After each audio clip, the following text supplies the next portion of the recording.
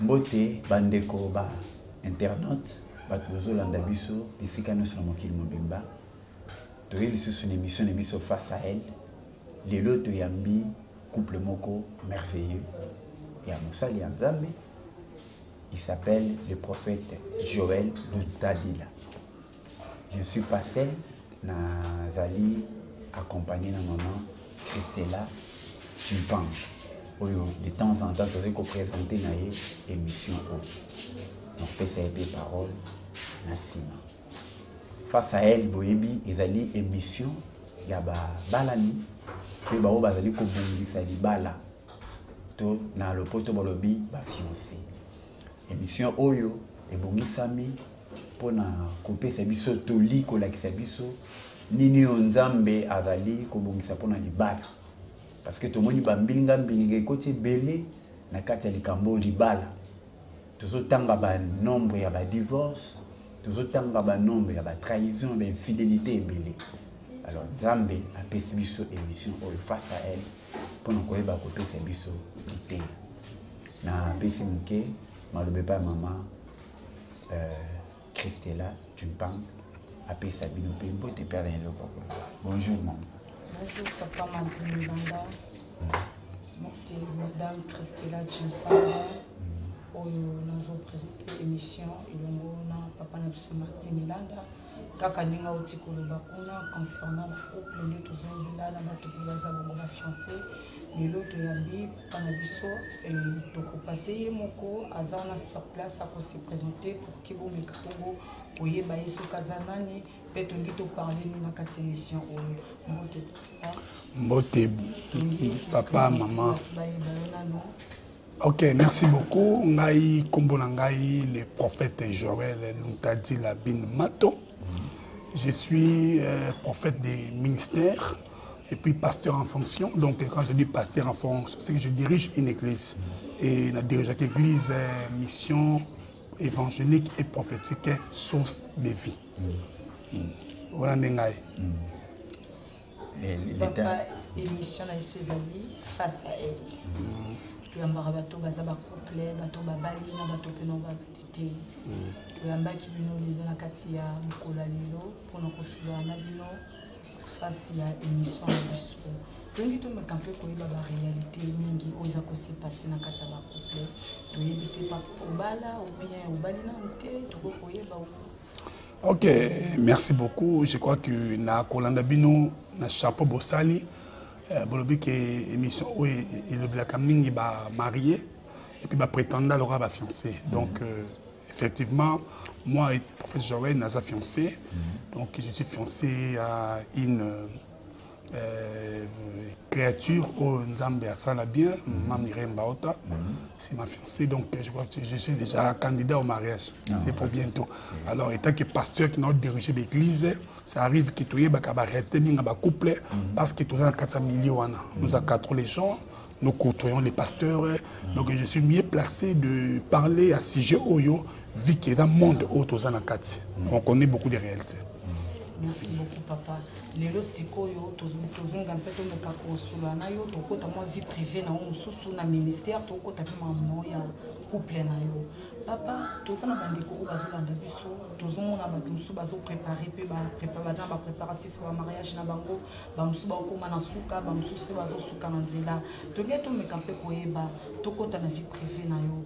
On me campé ko relater biso histoire est-ce que ils a facile ou bien bozo koka ko sangisa ba comportement wana entre binomi balé pour moi ça outi na famille na yo ko outi na famille na yo et ça qui beaucoup tani et est-ce que ministère oyo za ngona moi sozana et pour permettre bino vanda bien beau évoluer pour que musala pe nzambe ki boso. Bon, vraiment merci beaucoup maman. Et ça si je moko il y a à boire et à manger na katwana. D'abord, je peux dire que le mariage est une institution divine. Nous avons célébré le mariage dans le jardin d'Éden. Parce qu'il a créé l'homme, après avoir créé tous les animaux, il a créé Moutou. Mais l'homme se voyait seul. Et Dieu donna un prophète sommet sur l'homme qui est Adam pour relever l'une de ses côtes et fait créer une aide semblable qui est Ève. Je crois que l'homme, tant à mon Ève, a dit, voici cette fois-ci celle qui est l'os des maisons. Il s'est retrouvé à Ève. Ça veut dire quoi? Pratiquement, je peux dire que le Cambouya choix est extrêmement glissant. La plupart des gens vont tomber dans la barrière parce qu'ils font des choix par précipitation. Alors, c'est le choix par envie. À ce pays, moi aussi, avec Kitoko, à Moni Pembe, Mouindo, Taï, à ce pays, moi aussi, pas bien. Or, la beauté d'une femme, elle a encore la feuille à figue. Christ a vu les figuiers de loin. À ce pays, il a feuille. Il s'approcha pour l'homme, Moni Moumezate, à Modirango. On ne peut pas marier les feuilles. Quelquefois, c'est très important. Alors, particulièrement, il y a une étape, il y a fiançailles. Il y a juste une étape très importante et précédente à vie en couple. Voilà. Ok? Parce qu'il n'y a pas fiançailles, étape où se contempler, où il y a un caractère, où il y a un caractère à conjoint, c'est-à-dire caractère à conjoint, où il y a un peu harmoniser. Parce que dans le bio, on a la famille d'éducation. On porte la famille d'éducation, alors qu'on s'en ensemble, qu'on s'en parcours, aller sans retour. Et ça, il faut qu'on ait son abord, on prélever qu'il faut d'abord associer Dieu pour faire un bon choix. Il faut associer Dieu pour faire un bon choix. Et deuxièmement, c'est qu'il faut, dans un Nzambe,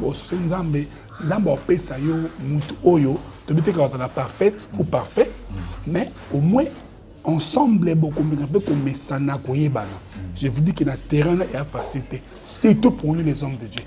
Vraiment, il y a facilité, maman. Maman, tu sais, s'il vous plaît, si je peux prendre une question.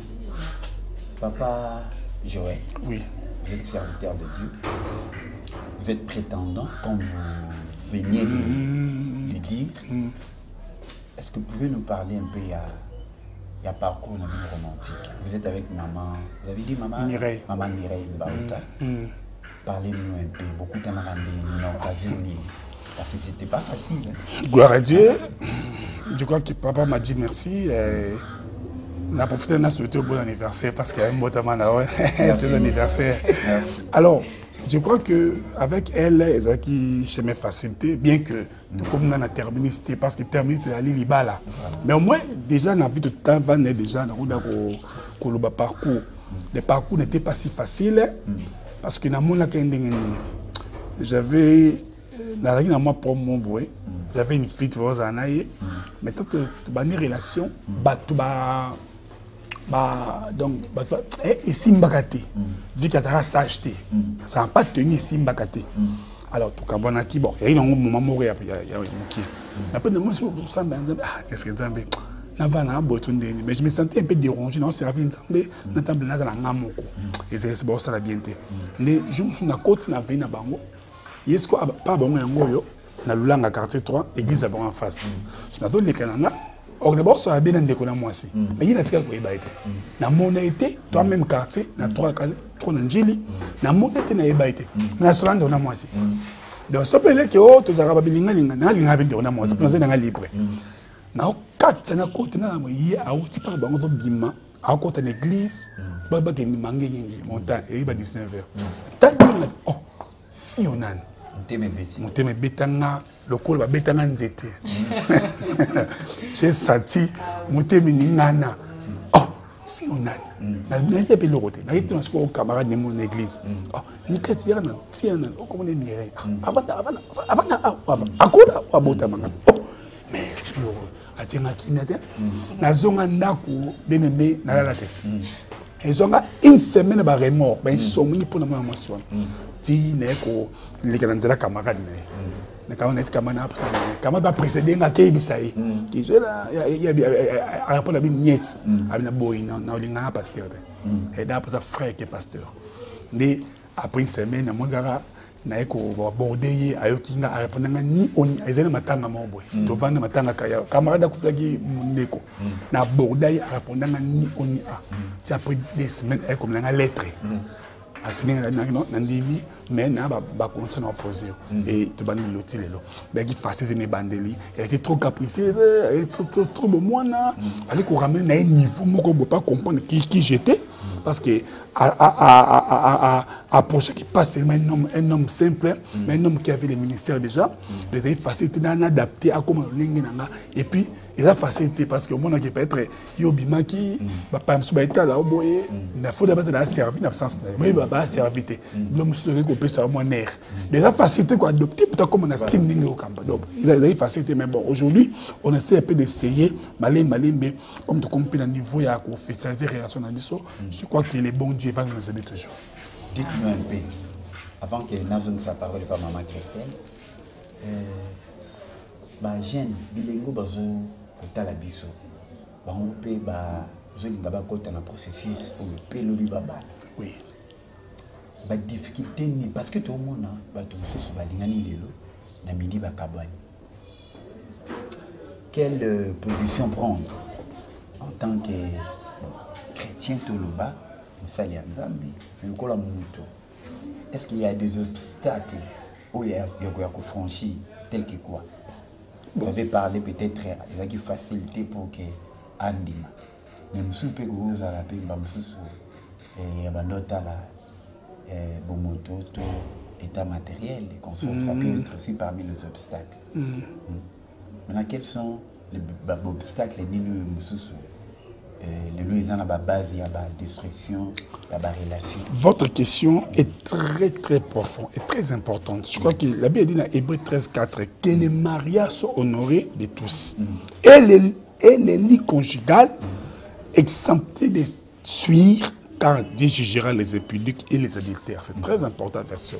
Quand Hébreu. Et bien, j'ai béni l'auteur inconnu hébreu comment livre. Et depuis sa réponse, qu'on a une question à Bino.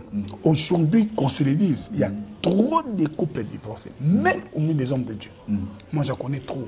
Ça sert à rien de combo. Et puis, là, ils ont ça dans le passé. Un, ils vont décourager les non mariés dans le monde de mariage. Parce qu'ils doivent être des exemples. Mon pasteur, c'est moi qui étais même l'animateur du mariage. Et j'ai loué leur mariage. Mais aujourd'hui, ils vont divorcer. Il y en a beaucoup. Complètement les torts, moi c'est tort. Je m'abstiens d'abord. Mais l'obstacle c'est parce que, un, les choix par précipitation. On fait des choix par précipitation. Deux, des fois, on est aveuglé par les sentiments d'amour et cela nous empêche de consulter Dieu. Vous avez tu es aveuglé dans le sentiment d'amour. Il y a beaucoup de gens dans la Bible, même Jacob, Dieu l'a orienté par là-bas. Moi, c'est donc des choix, il faut qu'on soit Nzambé. Ils ont basé dans le moko, mais sans pourtant se comprendre des comportements. L'autre a au licolo, l'autre phase en C. Se comprendre l'égalité. Deuxièmement, l'homme a un bolingo mobile. Et bolingo moi c'est naïf. Marie aimait vos femmes, mais la femme doit être soumise à l'homme. Soumise à exemple. Moi quand on a comme toi ils libanda. Moi ça là comme ya mon ami ba camarade libanda atike ba masa na été ba ninga na musu ba ngap mbana ngata ngap ayoka libanda milito ezoka mingi et ça qui est à côté attribuer na kata dako. Et puis Mbaza moi si mais libanda aoula libanda susu. OK, c'est pas les apparences qui fait l'homme, mais ce qui est à l'intérieur. Donc pour ça qu'ils ont mingi qu'on s'est embêté, qu'on ça même pas plaisir, être aveuglé par les sentiments d'amour, non que beaucoup constater bon ensemble et créer beaucoup de divorces en plus. Batumi ba balana na basala ba alliance ba alliance basala mariage religieux continuer civil que vous voulez, mais na quatre ba vivre ba mariage. Babana, mais la carte il va m'arrêter. Il n'y a pas l'amour. Il y a au moins à retomber. Les enfants, il y a un banamsou, à mon papa n'a méchant. Et bah ça film ça cola, à mon l'amour vrai entre les parents et fils trahi. Le mais à bonne femme t'es en d'accord. T'as pas la mbanaye, à ma fou. Parce qu'à vivre une bonne harmonie dans la relation. Oh moi c'est mon bal. Moi c'est un cola, moi ça me balle pas si parce qu'à vivre harmonie on a été. C'est très important. Donc c'est ça qu'on retombe là. À ce qui concerne les problèmes, il y a des véhiculés dans l'église, femme du ministère. Très bien. Vous avez été avec une sœur dans la souffrance, telle que vous prétendez à la maman. Oui. Au Balani. Et après les années, elle n'est pas de mon ministère. Il faut que nous moi c'est le ministère. Ok. Qu'est-ce que vous pouvez dire par là, Naba homme de Dieu, parce que l'église est comme discrédité, mingi n'a problème. Très bien. Bon, je vais dire que l'appellation de la femme des ministères, bon, je n'appuie pas ça, non, parce qu'il y a l'appellation de la rue. C'est pas vraiment propre. Les ministères sont sacrés. Les ministères, on doit respecter les ministères parce que c'est donc qu'on reçoit à Dieu. Pour la Bible, ils ont établi premièrement les apôtres, les prophètes, les évangélistes, les docteurs et les pasteurs, tout ça. Tout ça, c'est pour le perfectionnement. Les ministères sont sacrés. Les ministères sont dans le ciel. Je ne crois pas qu'on doit seulement, tu veux aimer faire tes bévies à l'église, n'a pas ça au ministère. Hein? N'a pas ça au ministère. C'est-à-dire que moi, je comprends. Et ça, ce sont des désirs personnels. Et souvent, c'est le diable qui est derrière ça. Bon, je n'ai pas dit que bazar parce qu'il y a aussi les femmes, il y a la responsabilité partagée. Il y a aussi les femmes qui sont à la maison, dans une balle, il y a un bail,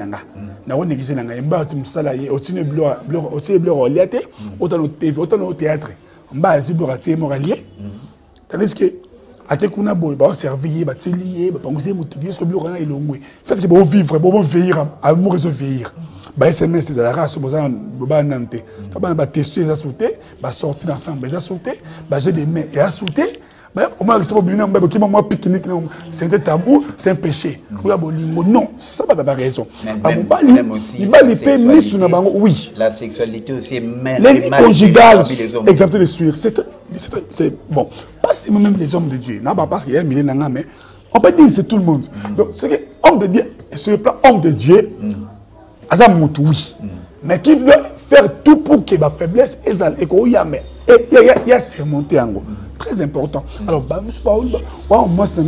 au moins au message n'est pas gâté à sous bien au CPN attend bandara sika au baye au monde au libanda là le banda reporto malheur même koleka la monde musona a luka baba midi à toxe à boire moi c'est et on là tant on faire attention le logo là ou le logo la kananga si on retrouver mon tout il faut prier encore Dieu à l'action mon correct parce que on fait les choix une fois pour tout dans la vie on se marie une fois. Voilà, merci beaucoup. Vraiment, question angeza boy papa na ngaki na tuna o lelo oyo de bovanzi na mama vos ensemble comme bateau au remarquer peu ba comportement mususu ego ko plaire yoté envers yé peut-être mususu pas na ba défaut mususu tant mususu c'est pédicalité mais nangi au sala vraiment moi remarque moi comme tant peu ko bisa biso de au vivre na mama et lo konini oyo sepela kana moté et pas ine comme comportement. Avant de la fin du pays, on a compté l'émission de Mozoleka, à yo qui ont autant de sous et bisay dans thé et qu'on peut songaï ah et le donc mbana linga ngote na arrangé donc ils ont le cause ça des surprises mon robot. Maman qui est là le cause au bête mon panda. Mais si quand on a ce qui maman ça qui est cause qui te combine. Ah non préféré question ça toko mais tant que homme public que je suis j'aimerais mieux je vais vous rappeler que il n'est pas seulement homme de Dieu, prophète, cinéaste, on a travaillé avec lui, c'est un homme talentueux, il est rempli de compétences. Merci beaucoup. Donc oui, c'est ma casquette aussi, Dieu m'a donné les talents, à part l'art de prêcher, l'art de cinéma, l'art dramatique, je fais. Alors, question là très importante, mais j'aimerais mieux que Ngamo connaît l'oba, la charité bien, on commence par soi-même. La nation dans le sens ni. On préfère la deuxième émission ça là, bon joyeux interview, il y a pas l'oba. Comme ça, bon ça qui est pas le billet mon co. Question il y a ba nous répondre on a ah ba na vous reprocher nga, ou lenga ba nous reprocher. Alors tant il y a le cahier moko, na ngamo non c'est mission parce que mission ben tala. Attendez pas je tenir maman c'est tout ça c'est bon ce côté parce qu'on est libre sur la harmonie d'ensemble. Là j'ai promis au téléspectateurs que non, pour l'andelango et vous avez une chose très importante. Mais il y a aussi des choses qui me reprochent ils ont naté na humain, ils allaient dans système reprocher on a peut-être des fois réellement ça nous a vraiment un plaisir il y a trop de plaisir donc on a s'il y a un problème j'ai réagi directement dans si pour ta mais bien qu'il y a large dans ce ligne ça n'a mais des fois il y a reproché on prend reprocher et ça mais pour tourner question à baïmo ce qu'on a tout dans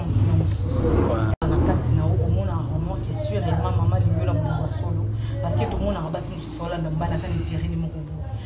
bakasha on étape à fiançailles ya bombi en autant baté na ndako bimisi maseke surtout que yoza na ministère non lelo oyeba que yoza na basi yoza na mibali tant lelo ko arrivé que otena mwasi na kati ndako et ministère peut battre bakimisko nyos wana oyeba ko gérer mon. OK. Merci beaucoup. Je crois que tout ça, c'est l'aide de Dieu.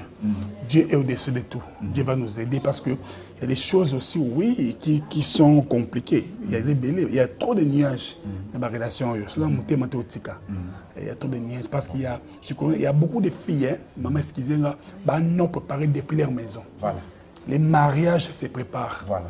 L'homme va ajouter, les parents viendront, mais tes parents aussi ont des responsabilités. Même si tu as fait des pères et des mères, mais tu as des papas qui ont des bazali. Mais beaucoup de nos jeunes filles bébés, ils s'embrouillent encore. Au début, on a parlé sur les mariages, ma question sur la vie conjugale, ils font le business, ils font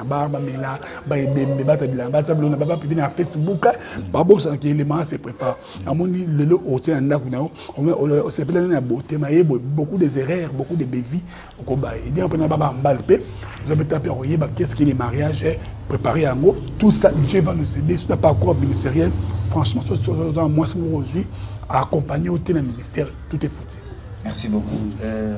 En fait, comme il y a tant d'émissions à l'élo, je pense déjà papa a paraphrasé deuxième rencontre. Il faut tout écouter à maman à répondre à la question maman Amen. À Tony Awa. Et Nassima Touré symboliser en gros pour que tout soit conclusion. Amen. Mais tu crois qu'aucun de papa. Oui, il y a un mot qui est très délicat, c'est le mariage. Est-ce que vous avez un mot à dire en tant qu'homme de Dieu, même pendant 3 minutes? Bateau bazota la biso, bisika nyonso. Et le revenu qu'on dit ça, est allé les balles. Comment aller dans les mariages? Il faut aller pour aller exploiter, pour aller donner et pour aller faire quoi? Même pendant 3 minutes, vous regardez les caméras. On part au mariage pour la vie. On part au mariage parce qu'on part pour honorer Dieu. Les mariages de l'honneur. Il y avait un homme de Dieu, papa Manto, papa David Chio. J'allais à passer, j'allais aussi mon père spirituel, l'apôtre Guinungi dit, c'est que mon mentor apporte ça mot d'état que j'aime beaucoup aussi. Papa fouille, passer mes amis, tout ça. Mes amis, il y a fraternité dans le passé Germain, passé Onction Bambi, passé Patrick Mosengo, on est passé Déborah. Passé Morabi, Abinga, on s'est appelé Mkolo, nous sommes dans la bomanga, mais sauté à Zuninganake. Mais moi, habité là, nous sommes appelés Nazo Sala, Nazo Sangana Mama, Zabazuna. Et pour le moment là, il y a un moment fantastique pour nous. C'est-à-dire qu'on se marie pour s'honorer d'abord. Et puis pour honorer Dieu. Voilà. Le mariage est une bénédiction. Merci. On part pas au mariage par un défi, parce qu'on veut se marier, non, mais on se marie pour la vie. On se marie pour la vie, pour honorer Dieu. Maman Christelle, vous avez là le basuka koloba. Le basuka koloba na bandeko koloba zapina bazo préparer tape na fiancé. En tout cas, vous associez Nzambe et que vous avez malamu mingi. On peut continuer à faire la libala, vous pouvez battre la libala, les élos comme ça sacré. Les autres c'est un sacrifice belé. Donc, si quand Nzambe a pambola bandeko nyonso, on va jouer un puceau, on a aussi famille na mbote, bana nyonso l'église ya gloire à toi Seigneur mbote et maman Esther Ancia qui kara mapanda, bambote belé le fils. Na pe simbote na pasteur na Henri Papa na église Souffle de Vie, mbote mingi. Na pe si président navigateur, Caleb. Oh, lui c'est mon frère. Là, c'est mon frère. Je l'aime beaucoup, ce frère. Moi, je pense que nous allons terminer par la prière. Amen. Très bien. On peut prier pour lui. Yom Tozota la biso. Numéro est affiché na bas ya écran na yo. Ko benga yango pe kozabia no ya malamu na nzela ya basali ya Nzambe o bazali awa. Mais ceux qui obongami po na lo sambo kanga misu na yo tosenga na basali ya Nzambe o bazali awa babondela pona biso nde to sukisa lo émission de biso na nzela ya lo sambo to pesi. Prions. Père Tout-Puissant, merci pour l'émission. Je bénis mon frère, ma soeur, maman, papa qui me regarde à ce moment. Du pambo de sopana, donc la maille, le de ciel sopana, na combat Yesu. Ma couple ils ont un problème. Père, secourir ma couple wana, afin que rupture et salamate. divorce, c'est démoniaque et diabolique. J'interdis cela au nom de Jésus. Pas mal de couple fiancé, pouvoir au moyen financier et matériel. C'est qui mène ma bota au nom de Jésus-Christ. Bénis toute la nation congolaise, bénis tous les serviteurs de Dieu de mon pays et toutes les églises qui prônent et qui prêchent la vérité. Au nom de Jésus-Christ. Amen. Merci à ma tante Sidonie, à ma tante Susanna, à maman Landou, ainsi que mes frères et familles en Europe. Merci beaucoup. Que le Seigneur vous bénisse. Merci. Yeah.